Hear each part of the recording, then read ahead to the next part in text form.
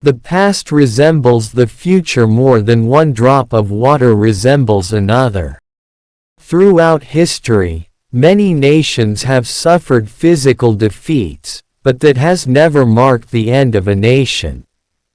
But when a nation has become the victim of a psychological defeat, then that marks the end of a nation. Man is essentially ignorant, and becomes learned through acquiring knowledge. Government is an institution which prevents injustice other than that which it commits itself.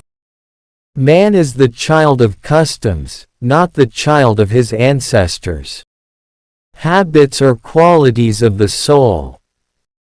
He who finds a new path is a pathfinder, even if the trail has to be found again by others, and he who walks far ahead of his contemporaries is a leader, even though centuries pass before he is recognized as such.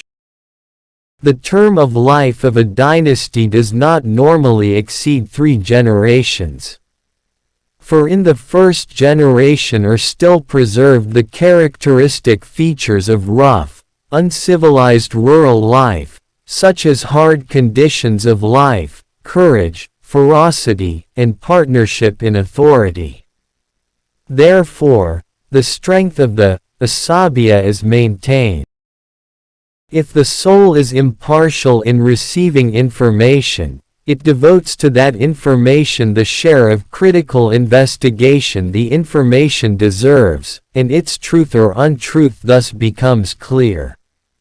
However, if the soul is infected with partisanship for a particular opinion or sect, it accepts without a moment's hesitation the information that is agreeable to it. Prejudice and partisanship obscure the critical faculty and preclude critical investigation. The result is that falsehoods are accepted and transmitted. Islam is under obligation to gain power over all nations.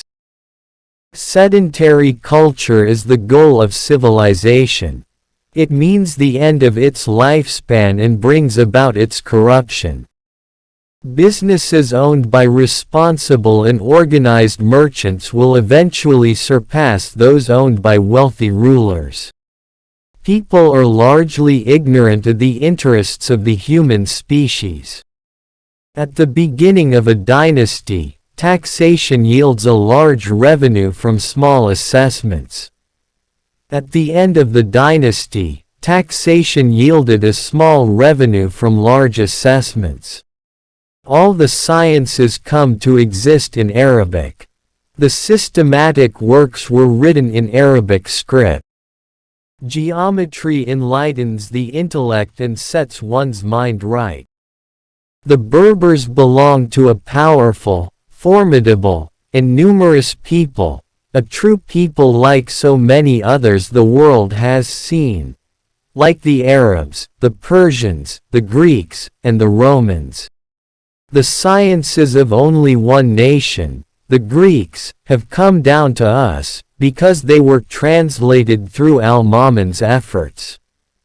He was successful in this direction because he had many translators at his disposal and spent much money on this connection.